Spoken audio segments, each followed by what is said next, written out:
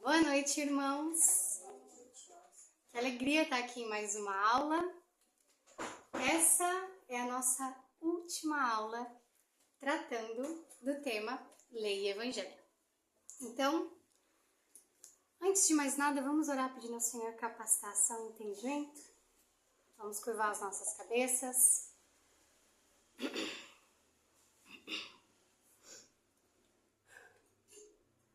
Senhor, quero te agradecer, Pai, por esse dia.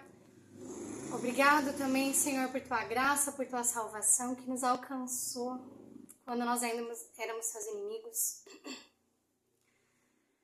Eu oro colocando, Deus, essa aula diante de ti, primeiramente colocando a minha vida. Deus, que o teu Espírito venha me enchendo do teu poder, que eu possa falar das verdades que partem da Bíblia. Não me permita, Pai, falar a partir de mim mesmo. E eu peço pela vida dos meus irmãos, que o Senhor venha preparando o coração de cada um, que os nossos corações possam ser solo fértil para a tua palavra, que as sementes que vão ser jogadas aqui hoje através dos textos bíblicos possam cair no nosso coração e germinar, gerar frutos que honram e glorificam o teu nome. Eu peço que o Senhor venha colocando um filtro e que permaneça apenas aquilo que vem da parte do Senhor.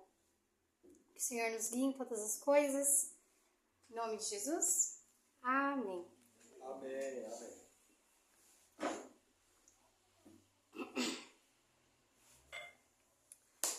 Então, vamos lá. Nas últimas 3 semanas, nós estivemos estudando juntos a relação da lei. Nós entendemos qual que era a função da lei, em qual contexto a lei estava inserida. E o trabalho das 2 últimas semanas foi o quê? Olhar para os 10 mandamentos que foram dados ali no pé do Monte Sinai e enxergar eles à luz da nova aliança. Porque nós aprendemos desde o começo das aulas que a lei de Deus ela é boa, se for usada corretamente. Nós aprendemos também que Cristo não veio revogar a lei. Ele veio primeiramente cumprir, mas também ampliar, alargar as aplicações. Então esse foi o nosso exercício nessas últimas 3 semanas. Em especial, na aula passada, nós vimos especificamente o Shabá, que era o descanso. E agora nós vamos ver os 6 outros mandamentos, porque nós cobrimos 4. Então hoje nós vamos do 5 ao 10. E depois nós vamos entender, num fechamento, como que isso se aplica considerando o Evangelho.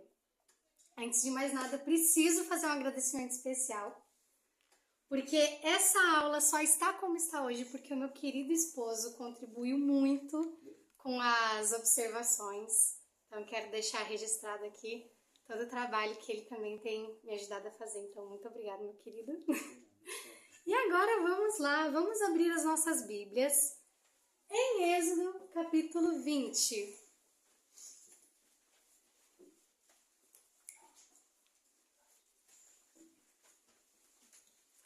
Nós vamos para o verso 12. Eu estou com a minha Bíblia aqui no tablet, mas eu creio que é melhor usar a de papel.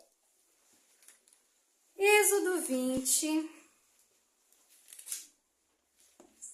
verso 12.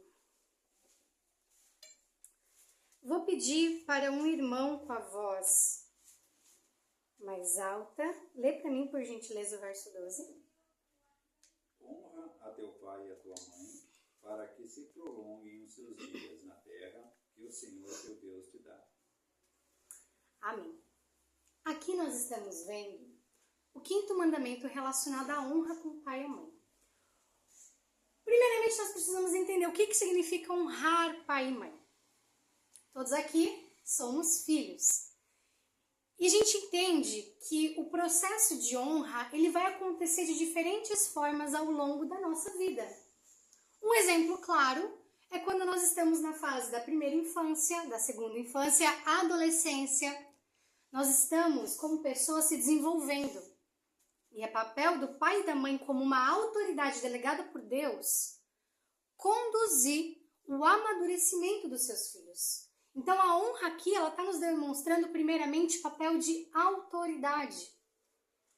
Isso é muito importante nos nossos dias, porque a pós-modernidade diluiu o conceito de autoridade. Hoje você não pode mais chegar para o seu filho e falar, me obedeça. Deus me livre se você não der uma explicação do porquê que ele tem que te obedecer.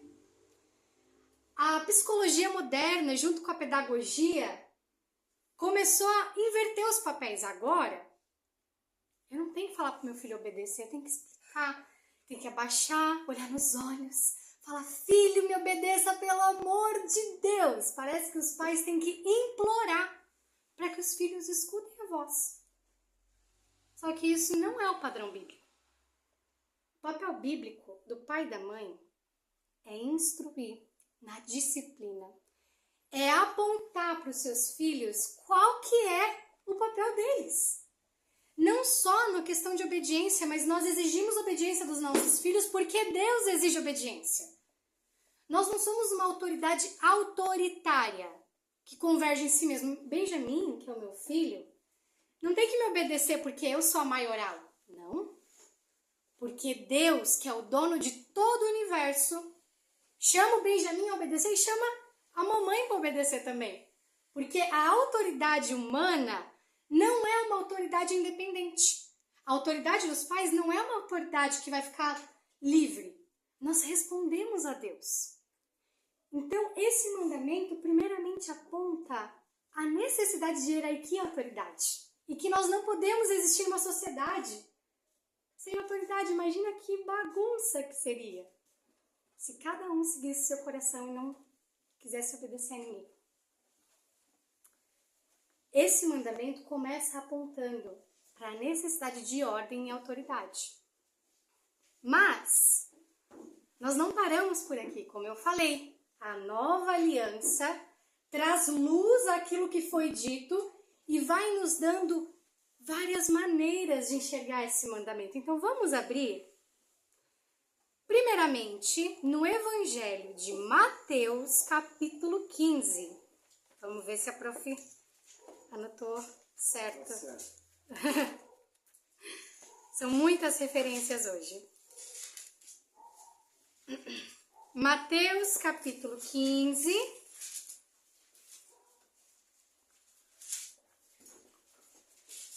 Verso 4. Por gentileza, você pode ler? Porque Deus ordenou, dizendo, honra a teu pai e a tua mãe, e quem maldisser ao pai ou à mãe, certamente morrerá. Faz uma gentileza, lê para mim o verso 5, o verso 6 e o verso 7. Mas vós dizeis, qualquer que disser ao pai e à mãe, é oferta ao Senhor o que poderias aproveitar de mim.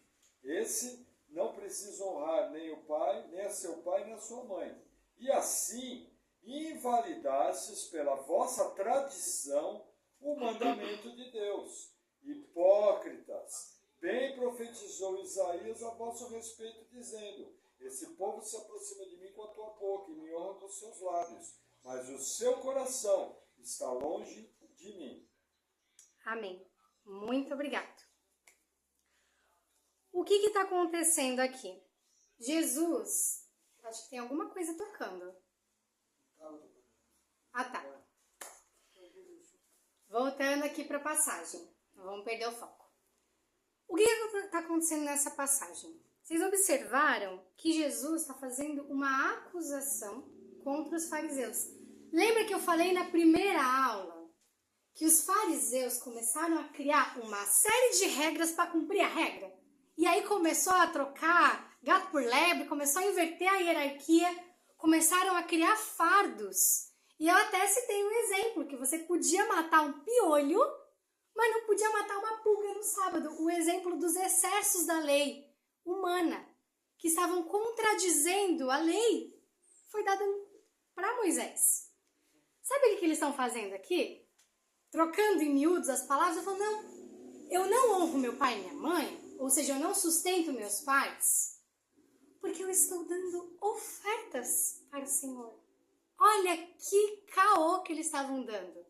Eles estavam pegando uma justificativa religiosa para desobedecer esse mandamento.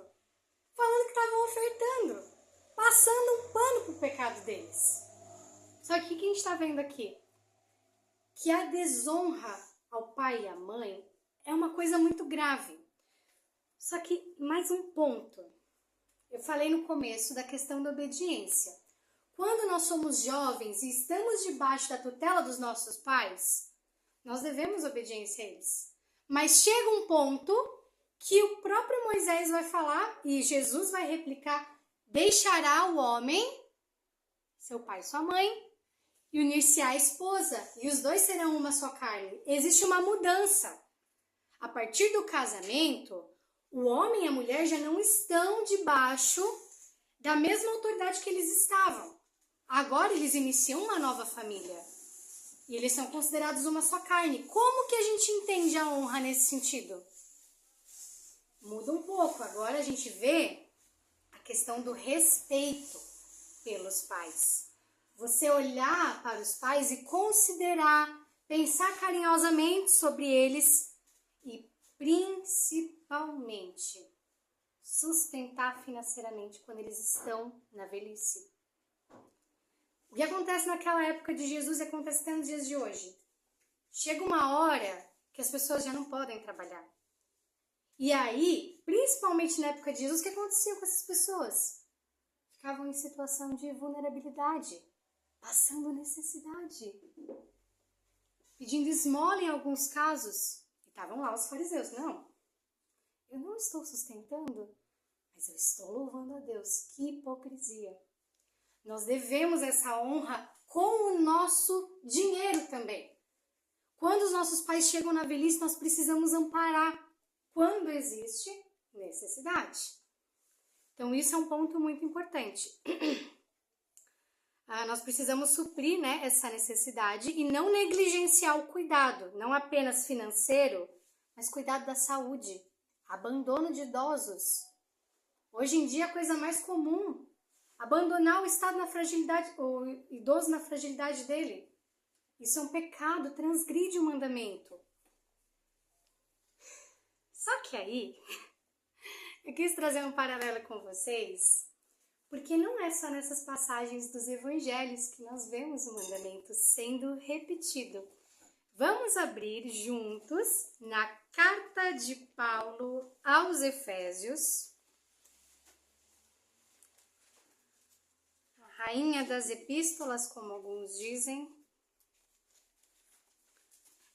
Vamos abrir no capítulo 6.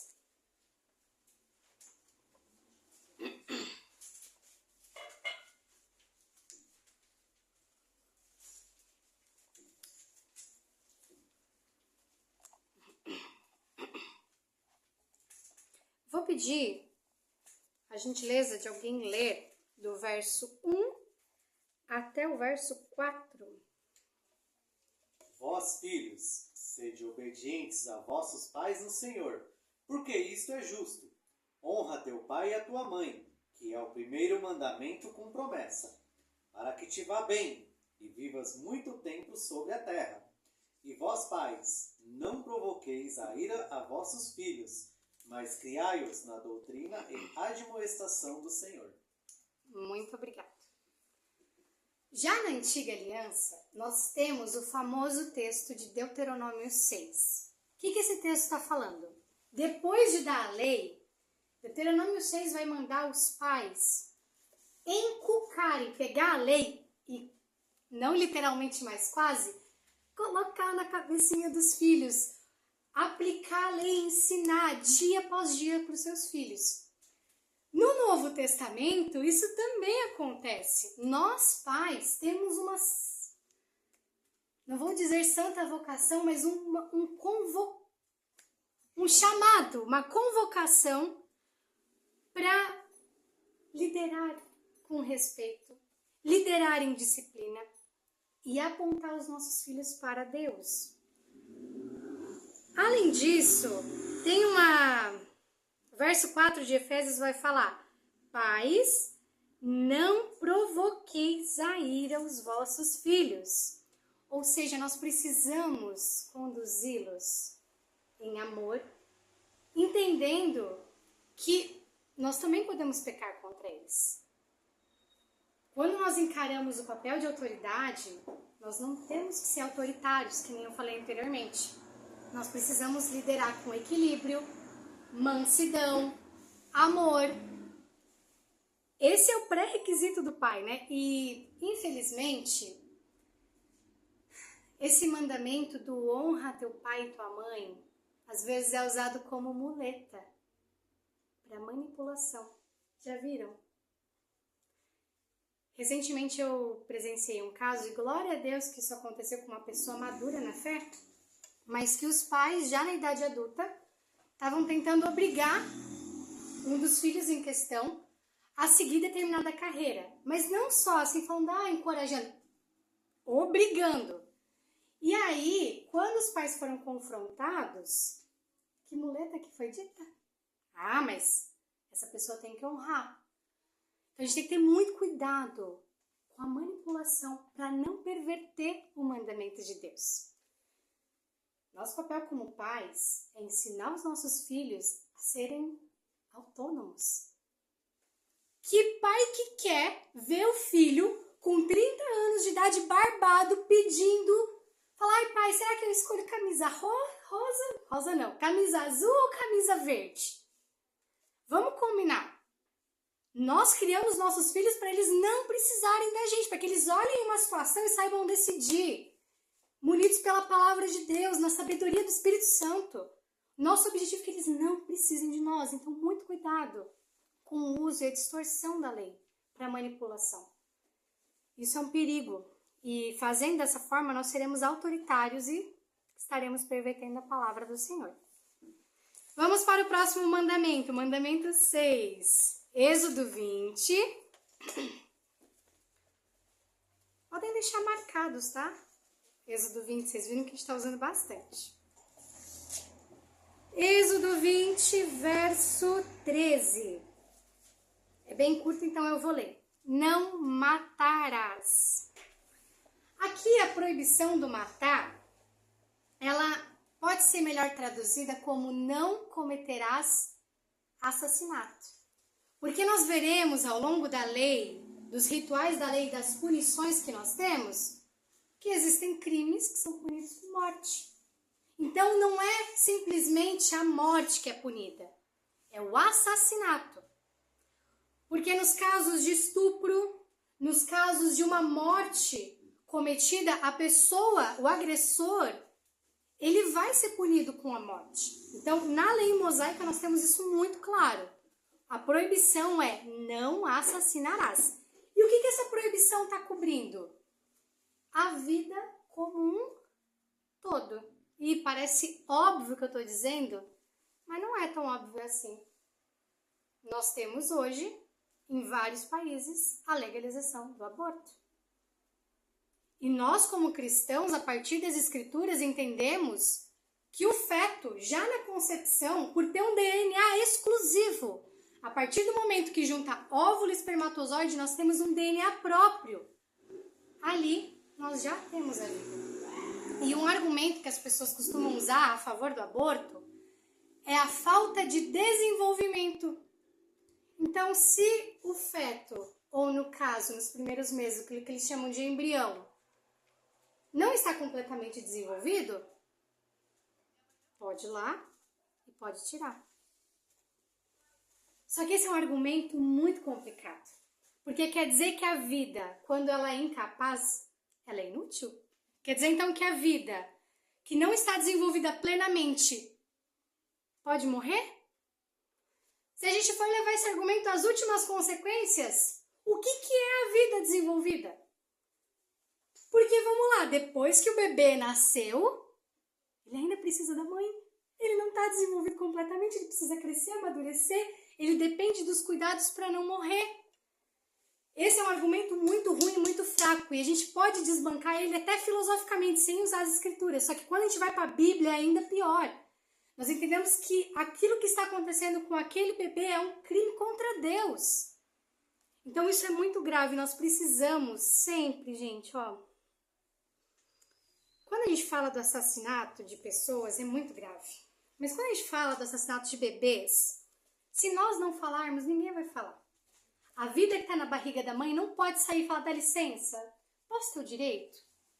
O bebê não pode fazer isso. Então, é obrigação da igreja se posicionar no debate público contra isso. Porque, diferente dos demais casos, a vida na barriga, ela não tem condição nenhuma de se proteger. Então, esse mandamento está protegendo, acima de tudo, a vida em todas as fases. Amém. Amém? Vamos lá.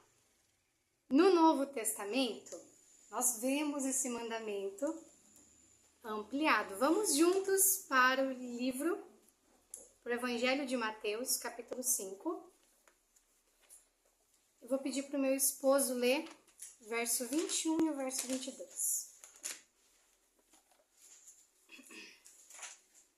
Mateus 5, 21 e 22. Ouviste que foi dito aos antigos, não matarás, mas qualquer que matar será réu de juízo. Eu, porém, vos digo que qualquer que, sem motivo, se encolarizar contra o seu irmão, será réu de juízo. E qualquer que disser a seu irmão, raca, será réu de sinédrio. E qualquer que lhe disser louco, será réu do fogo do inferno. Amém. Agora vamos juntos para a primeira carta do apóstolo João, 1 João, capítulo 3.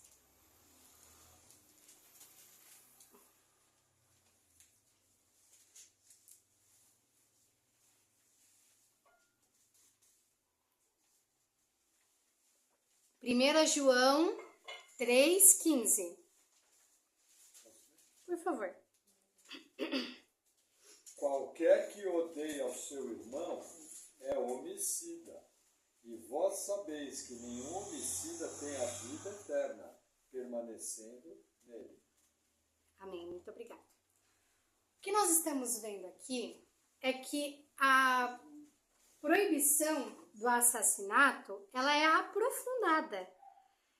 E agora, Cristo, já nos evangelhos, vai mostrar que a sua ira injusta contra alguém, o ódio, o desprezo, também vão violar esse mandamento. Então não basta apenas eu pegar e agredir fisicamente. Não está mais relacionado ao comportamento, mas também a intenção do meu coração. Nós já vimos isso nos outros mandamentos. Deus, ele ele se importa com a nossa prática, mas antes de tudo, como que está o nosso coração? Então, ele está olhando para a raiz do pecado e não para o ato externo. Então, nós temos que cuidar muito com essa parte, como nós estamos conduzindo os nossos pensamentos. É nossa responsabilidade como cristãos dominar as nossas emoções e os nossos sentimentos. Dominar os nossos pensamentos. Não permitir que qualquer coisa entre na nossa mente. Veio um pensamento errado? Não nutrir ele. Porque dessa forma, se nós dermos lado para o diabo, para as nossas tentações, nós estaremos pecando contra Deus. Voltando para o nosso capítulo 20, porque o tempo está correndo. Êxodo capítulo 20. Vamos para o 7º mandamento, verso 14. Êxodo 20, verso 14. Não adulterarás. Aqui, a proibição desse mandamento é a prática da relação sexual ilícita. Não apenas relacionada com o casamento em si, mas nós vamos ver no desdobramento do Pentateuco que as práticas sexuais fora do casamento são condenadas. Além disso, práticas ilícitas relacionadas com prostituição, sodomia, que é relação sexual entre pares, no caso homem com homem, mulher com mulher, e também nós temos zoofilia. Aqui nós já temos a proibição, mas vamos olhar para aquilo que Cristo diz. Mateus 5, verso 27. Vamos só recapitular uma informação muito importante que eu dei na segunda aula. Lembram que eu falei que Cristo é colocado como um segundo Moisés? Vocês conseguem perceber que no Monte Sinai nós temos o Decálogo e agora no Sermão do Monte nós temos os 10 mandamentos repetidos? Como Cristo sendo a autoridade suprema da lei. Então relembrem disso quando nós estivermos lendo essas passagens. Mateus 5, verso 27 e 28. Alguém lê por gentileza? Ouvistes que foi dito aos antigos: não cometerás adultério. Eu, porém, vos digo que qualquer que atentar uma mulher para a cobiçar, já em seu coração cometeu adultério com ela. Amém, muito obrigada. Eu quero começar corrigindo um erro que eu já cometi ao falar dessa passagem, e eu creio que alguns irmãos podem ter cometido ele também. Quando nós falamos do adultério, nós falamos exatamente isso. Cristo ampliou e agora só o olhar já é pecado. Só que, na verdade, Cristo está repetindo um dos mandamentos. Nós vamos ver mais para frente que Cristo está repetindo o 10º mandamento. Então, Cristo não ampliou num sentido estrito da palavra. O que ele fez foi associar 2 mandamentos. O que antigamente nós tínhamos na lei de Moisés. Não adulterarás, não cobiçar. Cristo está falando, se você não fez um, mas fez outro, você está desobedecendo do mesmo jeito. E eu normalmente aplicava essa passagem de forma errada, mas estudando para essa aula, eu percebi que, na verdade, Cristo está repetindo a lei de Moisés. Só que ele está falando basicamente o quê? Você quebrou um, você está quebrando o outro. E essa verdade é confirmada na carta a Tiago, quando ele vai dizer que se você transgrediu um mandamento, você já é réu. Então, olha a profundidade daquilo que nós estamos vendo na explicação de Jesus. O que nós entendemos nessa passagem é que o adultério, ele não é apenas um ato. O adultério começa no nosso coração. E Jesus, ele vai atrelar o adultério ao desejo. Aqui eu até pensei em esquivar desse assunto, mas no final, enquanto eu estava chegando aqui de carro, eu decidi tocar nesse tema. Porque muitas vezes nós cremos que a impureza sexual está só relacionada à prática sexual. Só que nós podemos facilmente ser impuros sexualmente sendo virgens ou não tendo prática sexual. Esse texto é fundamento para isso. Você pode ser uma pessoa virgem e ainda assim ter impureza no seu coração porque os seus pensamentos estão contaminados pela cobiça. Esse é um ponto muito sensível porque nós vivemos numa sociedade hipersexualizada. Nós vivemos numa sociedade onde a pornografia está a um clique. E às vezes nós banalizamos a nudez e a sexualidade. E aí, nós olhamos e falamos, não, eu sou casado, tá tudo sob controle, eu não tô transgredindo aqui, eu não tô traindo com ninguém.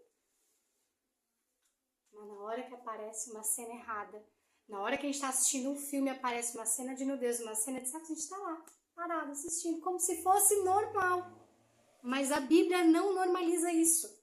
A Bíblia nos orienta a se livrar desse tipo de tropeço. Logo em seguida, vamos ler aqui o verso 28. Meu amor, 29. por gentileza, você lê o verso 29 de Mateus 5? Pode ser 29 e 30. Portanto, se o teu olho direito te escandalizar, arranca-o e atira-o para longe de ti, pois te é melhor que se perca um dos teus membros do que seja todo o teu corpo lançado no inferno. E se a tua mão direita te escandalizar, corta e atira para longe de ti, porque te é melhor que um dos teus membros se perca do que seja todo o teu corpo lançado no inferno. Amém, muito obrigada. Cristo está olhando para a situação do adultério e falando, se te faz pecar, se o teu olho está cobiçando, se o teu olho está correndo atrás de coisa para ver, arranca. É claro que nós não vamos fazer isso literalmente, mas em quantas situações da vida nós poderíamos evitar? Quantas coisas nós poderíamos evitar de ver para não cair em pecado? E essa questão do pecado sexual, a gente vai dando trela, quando vê, já caiu. Isso acontece muito, a gente normalizando a nudez, normalizando esse conteúdo sexual, quando vê, já foi e é um caminho para voltar. E quantos testemunhos de gente lutando contra vício em pornografia, contra vício nesse tipo de conteúdo. Nós nos tornamos escravos. É muito fácil, a área sexual é uma das áreas mais complexas do ser humano. Porque envolve o corpo, envolve sentimento, envolve emoções. Então nós precisamos ter muito cuidado e vigiar com aquilo que nós vemos, com aquilo que nós ouvimos, com os ambientes que nós vamos também. E agora vamos para o 8º mandamento. Tem muito mandamento para cobrir, mas vamos lá. Verso 15. Você pode ler, por favor? Não furtarás. Amém, não furtarás. Aqui nós vemos a proibição do roubo. E dependendo de como o crime acontecia, existia uma punição diferente aqui no Pentateuco. Só que vamos novamente visitar o apóstolo Paulo lá na carta aos Efésios,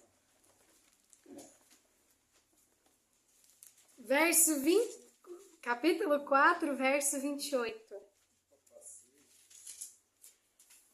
Efésios 4, Isso. 28. Eu vou ler essa passagem. Verso 25, na verdade.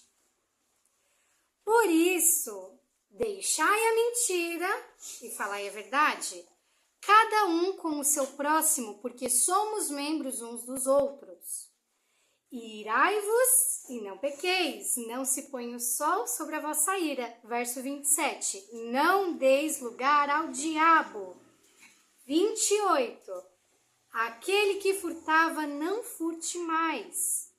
Antes, trabalhe fazendo com as mãos o que é bom, para que tenha o que repartir com o que tiver necessidade. Quando nós olhamos para a estrutura dessa passagem em Efésios, observem, nós temos uma proibição e uma substituição. Deixai a mentira, ou seja, não faça mais, substitui por uma nova prática. Esse é o hábito da vida cristã. Essa é a maior arma contra os nossos pecados. Tirar um pecado e substituir por uma prática que glorifica a Deus. Quando nós olhamos aqui para especificamente o mandamento do roubo, o que o apóstolo Paulo está falando? Aquele que furtava, não furte mais, antes trabalhe. Proibição, substituição, olha o complemento. Fazendo com as mãos o que é bom, para que tenha o que repartir. Além de tudo, além de proibição, substituição, nós temos uma orientação para o coração, a generosidade, a motivação que está nos conduzindo. Nós precisamos internamente aplicar esse mandamento, internamente mudar a nossa forma de pensar. Então, a nova aliança vai nos mostrar o valor do trabalho, a generosidade.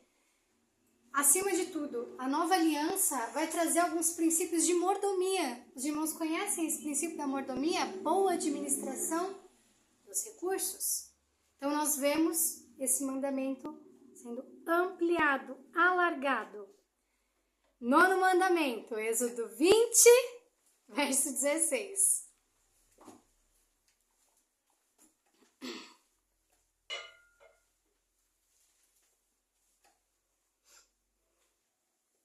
Alguém pode ler, por gentileza? Não dirás falso testemunho Amém. Esse mandamento, no contexto da Antiga Aliança, alguns dizem que ele está relacionado à mentira, e é verdade. Mas antes de só ser uma mentira, ele também está relacionado ao testemunho nos tribunais. Lembrando como que funcionava a aplicação do sistema civil de Israel. A pessoa só poderia ser condenada com pelo menos 2 testemunhas daquele crime. Então aqui essa orientação está relacionada aos tribunais. Porque se você fosse uma pessoa testemunhando contra a outra falsamente, você poderia estar colocando a vida daquela pessoa em risco. Aquela pessoa poderia morrer pela tua mentira. Então, nesse contexto da lei mosaica, existe essa gravidade. Mas, no Novo Testamento, ainda em Efésios, os irmãos podem abrir Efésios 4, eu acabei de ler esse texto,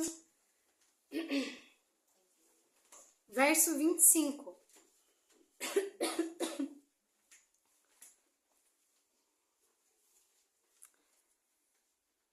Se o pai puder ler para mim, por gentileza.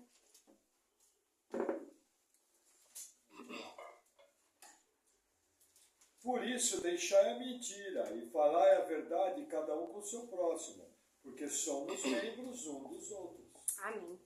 Então, no Novo Testamento, nós vemos isso se repetindo. Nós percebemos aqui que Deus, ele abomina a mentira, ele odeia a mentira. E ele exige o padrão da verdade. Ele exige que as nossas palavras sejam verdadeiras. Os irmãos vão lembrar. Jesus, quando está falando aos discípulos, que as suas palavras sejam sim para sim e não para não. Até o juramento, Cristo ele anula. Porque o juramento está dizendo assim, não, a minha palavra não está valendo muito, mas deixa eu jurar que o meu juramento serve. Cristo ele aumenta. Você não precisa jurar, porque da tua boca, através do Espírito, tem que sair palavras verdadeiras. Então aqui Deus está abominando o falso testemunho, entendendo que a gente também pode ferir a reputação dos nossos próximos. Agora vamos para o 10º mandamento. Estamos chegando no fim, irmãos. Vamos aguentar firme que está chegando no fim. Êxodo 20, verso 17. Se o Erasmo puder ler, por gentileza. Não cobiçarás a casa do teu próximo, não cobiçarás a mulher do teu próximo, nem o seu servo, nem a sua serva, nem o seu boi, nem o seu jumento, nem coisa alguma do teu próximo. Então, como eu falei para os irmãos, Jesus, quando ele fala do adultério, ele está relacionando a esse mandamento da cobiça. E vamos abrir juntos. Na carta de Paulo, não vai ser Efésios agora, Colossenses,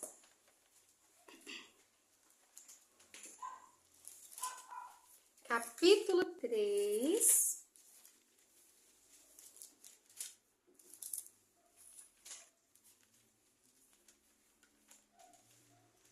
Todo mundo achou, menos a prof. Pera lá. Colossenses, capítulo 3, verso 5. Por gentileza, pai. 3:5. Mortificai, pois, os vossos membros, que estão sobre a terra, a fornicação, a impureza, a afeição desordenada, a vil concupiscência e a avareza, que é idolatria. Nós podemos perceber que a cobiça, primeiramente, quando você cobiça alguma coisa, está olhando para as coisas que Deus te deu e falando, ó Deus, o Senhor é bom, o Senhor é soberano, a tua palavra diz que o Senhor dá coisas boas, mas eu tô achando que tá faltando coisa aqui dentro da minha cerca. Tô achando que tô precisando de mais. Você tá olhando para Deus e falando, Deus, o Senhor é incompetente, porque eu não tenho o que eu preciso. As tuas promessas são uma mentira. A cobiça, ela é também uma idolatria. Você está querendo coisas que Deus ele não te deu, não estão na sua alçada, e você está se colocando no lugar de Deus, dizendo que você merece ou não. Porque realmente, né, irmãos, na sociedade moderna a gente é muito bom. Nós merecemos tudo. Pelo mundo e o discurso do consumismo, nós merecemos tudo. Mas a palavra do Senhor diz que Deus não nos deixa faltar nada daquilo que nós necessitamos. Além disso, a cobiça tem um ponto relacionado ao amor das coisas terrenas. Nós amamos o que é pó. Nós somos apaixonados pelas riquezas desse mundo. E aqui na carta de Paulo aos Colossenses, olha o que ele vai falar no final. Colossenses 3, verso 5, no finalzinho. Mortificar, né? Ele vai falar uma lista de pecados para mortificar. E no final ele vai falar a avareza, que é a idolatria. Quando nós amamos mais as riquezas do que a Deus, nós estamos substituindo os ídolos. Nós estamos tirando Deus do centro e colocando as coisas terrenas. Isso é idolatria. O próprio apóstolo Paulo vai dizer. Fora que o apego às riquezas nos afasta do reino de Deus. Nós facilmente caímos nessa tentação. E o meu esposo, querido, como eu falei já no começo da aula, me ajudou a enxergar esse mandamento com maior amplitude quando ele me citou o jovem rico. Qual que foi o problema do jovem rico? Ele amava mais as coisas que ele tinha. Porque a Deus ele não conseguia cumprir os mandamentos porque ele tinha um outro Deus. Ele servia um outro Deus com as suas atitudes. Então nós conseguimos cobrir os 10 mandamentos. E eu quero relembrar os irmãos de tudo que nós vimos. Eu falei para os irmãos desde o começo que a lei ela só é boa quando é usada devidamente. E a lei, no caso, precisa nos apontar para Cristo. De tudo aquilo que nós vimos hoje, tanto no Antigo Testamento como no Novo, quem consegue cumprir 100%? Após a cruz de Cristo, nós ainda sofremos e lutamos contra o pecado. E o apóstolo Paulo está mostrando isso nas suas cartas. O esforço da santificação é um esforço diário, é uma luta constante, onde nós negamos uma coisa e substituímos por outra. Então a lei e todas as ordens que nós vemos, até no Novo Testamento, mostram a nossa incapacidade. Nós somos incompetentes. E é bom que seja assim, porque Cristo não veio para os santos. Cristo veio para os pecadores, para aqueles que não conseguem cumprir. Porque Cristo foi o único que cumpriu. E através do sacrifício de Cristo, nós somos libertos da condenação. Nós ainda transgredimos a lei, mas não somos condenados? Pela graça do Senhor, nós não somos condenados. Pela graça do Senhor, além de não sermos condenados, nós somos capacitados pelo Espírito Santo. Nós já havíamos lido nas outras aulas, Jeremias 31, a promessa de que os mandamentos estariam no nosso coração. Hoje nós somos convocados a obedecer, não por medo de ir para o inferno, mas porque Deus falou que nós conseguimos, pelo poder do Espírito Santo. Então, meu objetivo com essas aulas era mostrar como que Deus se revelou já no Monte Sinai, como ele continuou se revelando no progresso, no desenvolvimento do Antigo Testamento, e como ele se revela plenamente em Cristo, que foi o completo cumpridor. Ele foi o único ser humano que pisou nessa terra e conseguiu viver uma vida que deveria ser vivida pela lei.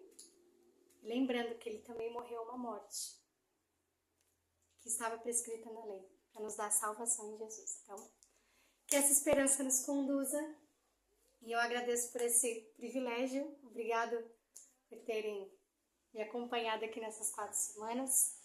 Que o Senhor continue nos capacitando e que nós possamos ser servos obedientes, porque Ele diz que nós podemos ser obedientes. Amém? Amém?